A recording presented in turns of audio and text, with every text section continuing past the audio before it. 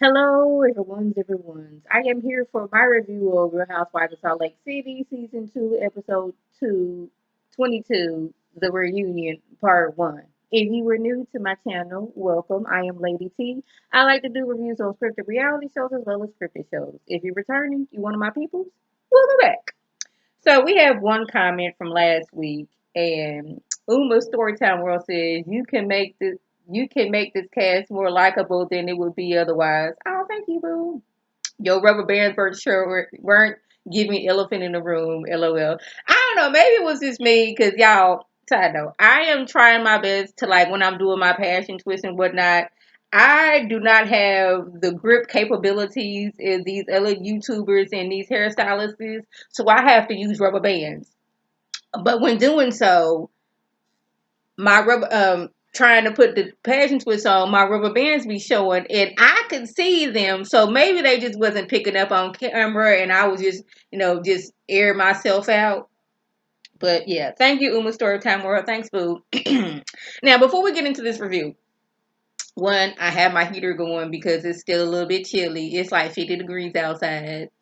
And you gonna have to excuse I'm gonna be like sniffling and all that stuff because the weather last week, it was cold for the majority of the week. Then it was like, okay, it's gonna be nice and sunny outside, and then we're gonna be cold again. And my doggone tail decided if I can run outside for just a minute. I ain't got no coat on, and now I got the sniffles. I got the cold. I got all this going on. So y'all will hear some sniffling going on.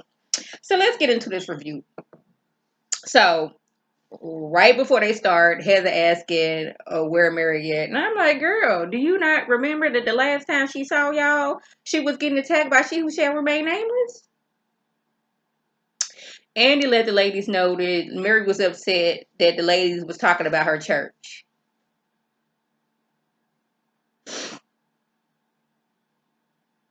And here you go, Whitney talking about something. Well, I wanted to talk to Mary about her church, but she just wouldn't talk to me. And I'm like, girl, because every time you want to have a conversation with Mary, you want to be coming all liquored up. And Mary, like me, I don't want to talk to somebody who's all liquored up because you're not going to remember what you're saying. It's going to take forever for you to get what your point is, and you're going to be going all around the mulberry bush. No, come to me when you are of the sober of the mind. Because you want to have all these deep, insightful conversations while you were drunk. And then you want to talk to me about my church and why you did A, B, C, and D while you was drunk. I don't want to do it. Now Heather disappointed that Murray isn't here to support Meredith. To support Meredith. They was getting on my nerves. And just a side note, I really, really didn't want to get into this, but something in my spirit said, go ahead and do it, girl. You hear it. They spent so much focus on what Mary's church is and whether Mary's church was a cult or not. But now I'm not being disrespectful, I'm not being shady or none of that stuff to the Mormon church. But the way Heather spoke of it is it okay, you got these tiers like dude that started the church, he up here. Then you got your Lisa Barlow, she's the second tier, and doggone it, Jeffrey Dahmer, he on the third tier, and she would be considered the last tier. So your church has a peer system. That don't sound right, but hey, that's just me. I don't know much about the Mormon church, even though I said in the past that my auntie was going to a Mormon church, and I've been to several, Mormon services, and I almost got baptized there. I was 14 years old. No, I was 13 years old at the time. Didn't know no better. They said you want to get baptized, but they needed my mama's permission, but my mama didn't answer the phone. But either way, I didn't know all this about the church. I didn't know that it was the top tiers and all this stuff. Now that seems a little odd. Now take a little trip with me. Now, this may not be correlating the way it came in my mind. Now, y'all remember that show, The Tiger King? How Joe Exotic had all those tigers, and then you had Carol Baskin. She had tigers too, but they was all focused on what Joe was doing when basically Carol Baskin was doing the same thing. The only difference was Joe was paying his people like $100 a week in some old leftover meat. And the people who was working for Carol Baskin, they was just doing it to get them a t-shirt. Same thing. but y'all focusing on Mary. Now that sounded right in my head, but it may not come off right on this video. What I'm saying is y'all talking about Mary's church, what she got going on over there in this code, but y'all church over here doing almost the exact same thing. Y'all got this whole peer system. So Heather said this, that basically Jeffrey Dahmer would be ahead of her in the church system. But they talking about Mary's church was a cult. Again, I'm not saying that the Mormon church is a cult. I don't know about the Mormon church. I'm just going off of what Heather said. And truth be told, Heather seemed like if she could still do all the things that she's doing now and still be in the Mormon church, she would still do it. Even her brother said that doggone it, the church felt like a cult. And then you was over here last week having this whole celebration for your daddy who basically kicked you to the curb once your husband kicked you to the curb. That just don't make no sense to me how he divorced me, but I'm still looked down upon and he's still praised in the church.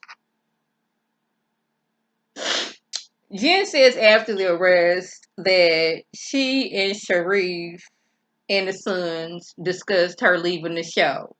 But she's innocent and her story needs to be told. Her lawyers thought it was a stupid idea, but she felt it was important to be there with her friends in the show. So we get to asking, they get to asking Heather how she can be friends with Jen after all she said. And I'm like, yes, Heather, tell us how you can be friends with Jen Shaw after she said you look like Shrek and Honey Boo Boo. No shade to Honey Boo Boo. But this is what Jen said. She's like, oh, it was a bad joke said behind my back to like some random person. Where is she? Okay. She thinks she's sorry for things she's saying. I'm like, me personally, after you tried to attack me last season and now you out here calling me names, we good. We are good. I don't need to see you no more. They don't need to talk to you no more. Because once you try to put hands on me, that's it. There's no turning around from that. I'm not going to again go around. See, maybe that's just me, but I just don't need friends like that. I really don't. I can stay in my house by myself with me and my husband, or when I go out of town with my mom and my nephews, or when my brother come to town, spend time with him, or when my little sister come over when I'm out of town, spend time with her. But friends, I don't need them. I don't need nobody that gonna trying to fight me. I don't need nobody to call me out my name and call me Shrek and Honey Boo Boo. Again, no shade to Honey Boo Boo. I personally, I don't need no friends like that. And Heather seems like she's in need of a friend. And I'm like, girl, you need to, mm-mm. Now, this is when the conversation about what Jen has done to Heather switched to, well, Lisa.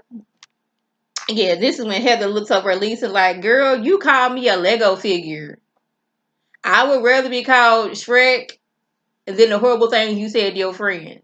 Because you know she was out here saying that Algone and Meredith was out here sleeping with any and everybody up in New York City. Mm-hmm.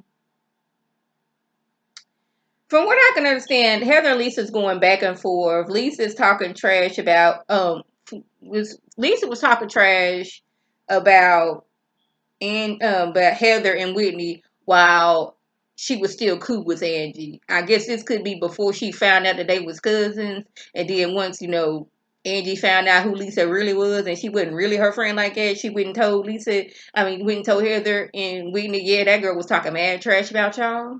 But she was like, I would rather be called Shrek and Honey Boo Boo than you doggone your best friend of 10 years saying she out here sleeping with any and everybody in New York. I was like, I still would not want to be called Shrek or Honey Boo Boo. Again, no shade to Honey Boo Boo. Meredith explains the change in her attitude.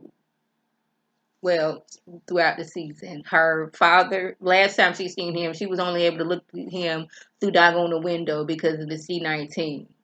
Then he passed away. They was having issues burying him. She had some issues with her sister. Her nephew had some doggone mental health issues. So all of this was piling up. Then just turned around and had these doggone heifers, and I'm gonna call them heifers, to say that you didn't have this memorial for your father. Questioning what day was the memorial and was you lying about this? So I could understand why she would be on 10, like, I got all this stuff going on. I'm at a boiling point at this point, and y'all heifers is coming to me with this energy and this mess. Mm-mm.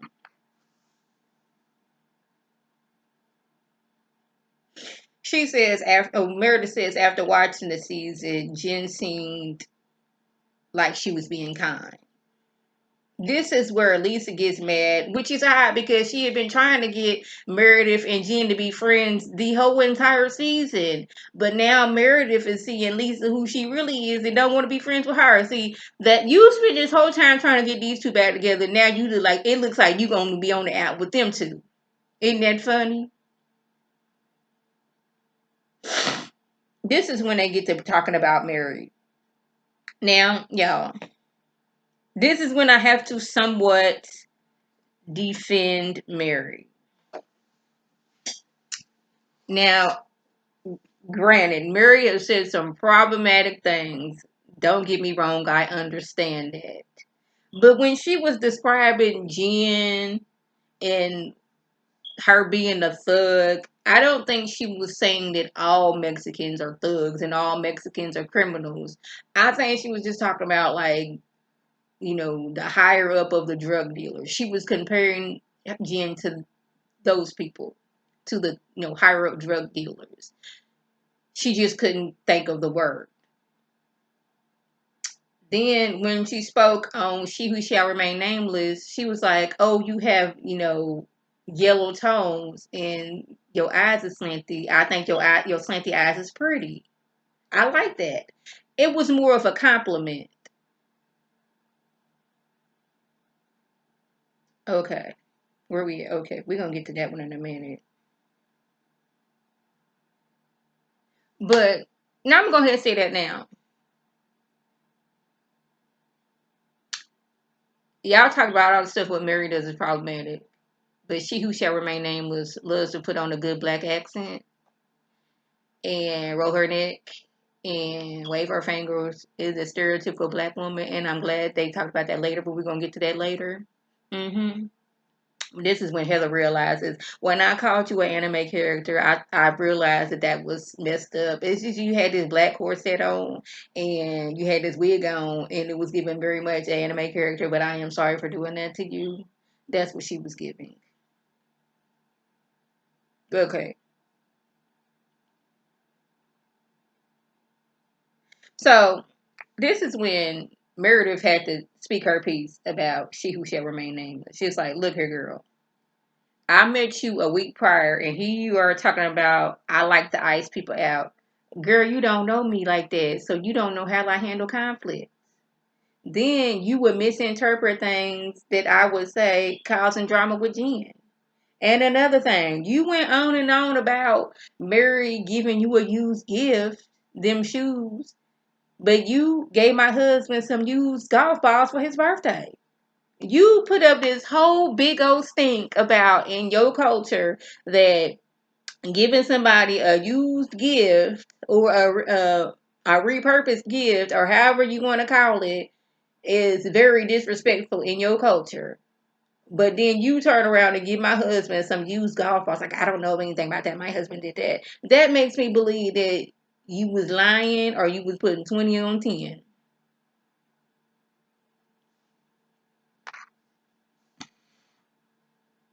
Y'all, I am so glad that one of the viewers chimed in. Where am I at? Okay. One of the viewers, questioned. You was so up in arms and mad. Ooh, let me get in frame about Mary mocking your accent.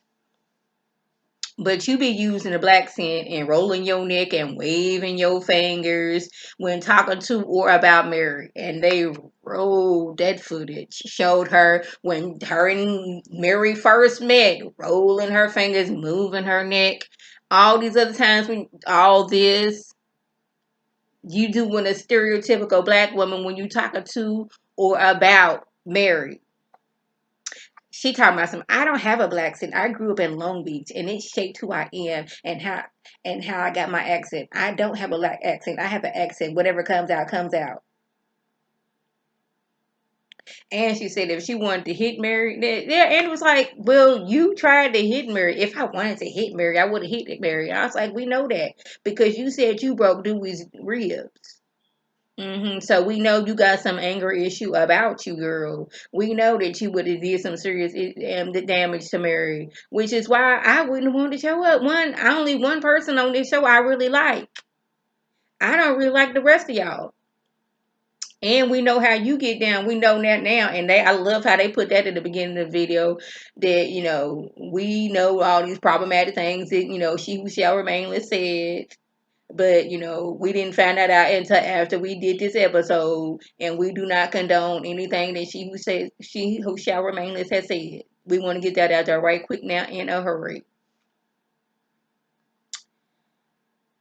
Heather says a little bit of part of her thinks that Mary is racist. And she who shall remain is like, everyone's capable of being racist. And I was like, you would know, wouldn't you? You would know. At one point, Heather was talking about she and Whitney and Angie went to Cabo for Angie's 40th birthday, and it was amazing. They were taking pictures on yachts like Lisa likes to do, but only Angie, she really got the money like that, and she really be living that lifestyle, and Lisa just be pretending. And Heather's my son, Lisa, I got dirt on you, and I'm gonna tell it. And I'm like, I'm not gonna hold back. I'm like, girl, if you gotta tell it, don't. This is one thing I don't like. I have receipts. I got some. If I got all, I know all about your business. Okay, want to tell it. You big and bad and bold and courageous. Go ahead and do it. Go ahead and tell. Go ahead and tell, girl. They put Lisa on the hot seat on how she switched up on Jen once Jen got arrested, and I thought that was hilarious. Because, as soon as like all the doggone government agencies come a knocking, she got on the phone with all six of those lawyers. And then it was like, yeah, I really ain't got no time to be with, friends with Jen for real, for real. So I'm going to ease on back. And that's exactly what she did. She eased on back. She sure did. And now, that's what she did. I'm glad they came for Lisa, and I'm glad doggone it somebody said it because we've been saying it here on these YouTube streets that doggone it Jen, she loved to be no she who shall remain nameless be rolling her neck and waving her fingers as a stereotypical black woman, but she don't see it. So that was the gist. If I left anything out, by all means, leave a comment below. If you are new to my channel, welcome. Feel free to subscribe. It's free all day, every day, free 99. Make sure your notifications are on so when my beautiful face puts a video. You can click on it, you can like and share with your people, and you can come over and be one of my people. If you're already one of my peoples, welcome back. Y'all know what to do. Tell your people to tell their people to come over and be one of my peoples by clicking that icon above. This is Lady T signing off. Have a good one.